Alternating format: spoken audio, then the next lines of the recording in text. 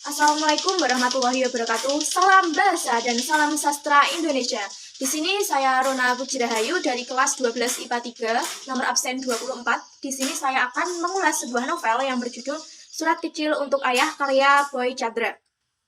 Novel ini berbeda dengan novel Boy Tjandra sebelumnya yang mengisahkan sebuah romantisme pasangan kekasih.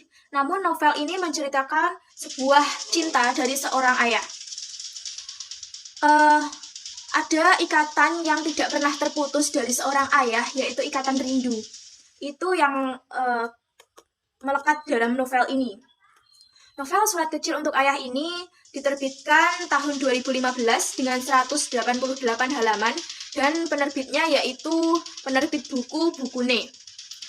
Dalam novel Surat Kecil untuk Ayah ini menceritakan seorang ayah yang tidak hanya sebagai kepala keluarga, tidak hanya sebagai tulang punggung keluarga, namun ayah sebagai pelindung dan sebagai teman saat suka maupun duka. Seorang ayah tidak selamanya jalan hidupnya tegap terus. Seorang ayah sesekali jalan hidupnya meragu, karena setiap ayah mempunyai jalan hidupnya masing-masing. Surat Kecil untuk Ayah ini diceritakan dengan sudut pandang orang pertama, dan buku ini dibagi berdasarkan subbabnya, yaitu dibagi menjadi beberapa bagian untuk menceritakan kisahnya.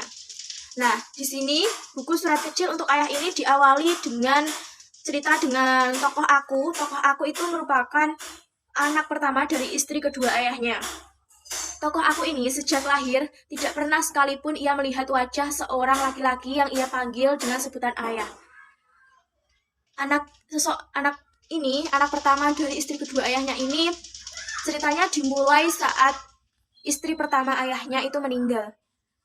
Bukannya ayahnya ini kembali kepada ibu dari sosok aku, namun ayah dari anak sosok aku ini, ia malah memilih untuk menikah dengan wanita lain.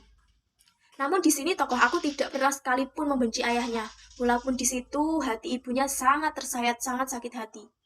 Nah, di sini tokoh aku sangat menghormati ayahnya dan menyayangi ayahnya apapun yang terjadi. Di sini kemudian ada satu subbab yang menurut saya itu cukup menarik, yaitu saat ada yang berjudul Ayah Selalu di Sisiku. Nah, di sini menceritakan tokoh aku yang umurnya masih 7 tahun. Saat itu keinginannya masih menggebu-gebu, apapun yang ia mau intinya harus terpenuhi. Ia merasa kalau ayahnya saat sejak kecil itu sudah terlalu memanjakannya, jadi anak tokoh aku ini sangat, kalau ingin mempunyai kemauan itu selalu ingin dituruti. Saat itu ayah baru selesai pulang kerja. Saat itu tengah malam yang hujan masih lebat sekali turun di malam itu. Ayah baru pulang kerja dan tokoh aku ini merengek untuk segera ingin pergi ke rumah neneknya saat malam itu juga. Ia ingin menginap di rumah neneknya malam itu. Dan ibu coba untuk melarang aku untuk tidak pergi ke rumah nenek, karena memang malam itu sangat lebat sekali hujannya dan ayah juga baru pulang kerja. Jadi ibu melarang untuk tidak pergi ke rumah nenek saat malam itu. Namun bujukan ibu pun ternyata tidak mempan. Ayah yang dengan tubuh yang masih lelah saat pulang kerja, dengan tersenyum lalu memeluk putri kecilnya untuk segera menuruti apa kemauan putri kecilnya untuk mengantarkannya pergi ke rumah nenek. Akhirnya ibu merelakan mereka berdua, aku dengan segala egoku dan ayah, pergi ke rumah nenek malam itu. Sesampainya di rumah nenek, aku segera sibuk dengan apapun yang aku lakukan saat itu di rumah nenek, dan ayah sekali berbincang-bincang dengan nenek. Kemudian beberapa saat kemudian, ayah berpamitan kepada nenek untuk pulang. Sebelum itu, ayah juga berpamitan kepada aku kalau mau ingin pulang. Saat berpamitan, ayah meyakinkan aku lagi, yakin untuk tidur di rumah nenek. Ayah bertanya, tidak pulang saja, nanti tidur bersama ayah di rumah. Tokoh aku hanya menggelengkan kepala. Ia tidak ingin pulang, karena ia memang sangat ingin untuk malam itu tidur bersama nenek. Kemudian ayah merelakan aku untuk tidur di rumah nenek, dan ayah segera pulang. Kemudian tengah malam, beberapa jam kemudian ibu menelpon memintaku untuk segera pulang saat itu juga. Aku tidak tahu apa yang terjadi saat itu. Tokoh aku hanya bingung mengapa ibu tengah malam seperti ini menelpon untuk pulang saat itu juga. Tokoh aku berpikir, kenapa tidak besok saja? Karena tadi tokoh aku baru saja datang, kemudian sudah disuruh untuk pulang. Tokoh aku kebingungan. Kemudian om yang tidur di rumah nenek juga saat itu mengantarkanku pulang. Saat itu tokoh aku yang tidak tahu apa-apa, kebingungan, sampainya di rumah, malam itu merupakan malam yang begitu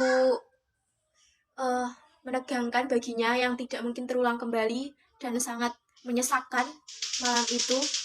Ia melihat tubuh ayahnya yang sudah terbaring di tengah televisi, di tengah ruang televisi, dan terbujur kaku dengan balutan kain panjang. Tokoh aku menangis sekencang-kencangnya, dan lalu ibu memeluknya, kemudian menenangkannya. Itu menurut saya yang sebuah cerita novel, yang sebuah bagian dari novel ini yang menginspirasi saya. Novel ini disajikan dengan bahasa yang cantik, dapat membuat pembacanya terhanyut dalam kisah yang sudah dibacanya. Kemudian, namun sangat disayangkan novel ini dibagi dari beberapa sebab ya, sehingga ada beberapa pembaca yang sedikit kebingungan, seperti saya yang awalnya membaca buku ini sedikit kebingungan karena berbeda dengan cerita yang ditampilkan di bab pertama. Tidak ada kaitannya, tapi intinya tetap sama, yaitu menceritakan bagaimana kisah cinta seorang ayah kepada keluarga dan putri anak-anaknya. Sekian dari saya, kurang lebihnya mohon maaf. Wassalamualaikum warahmatullahi wabarakatuh.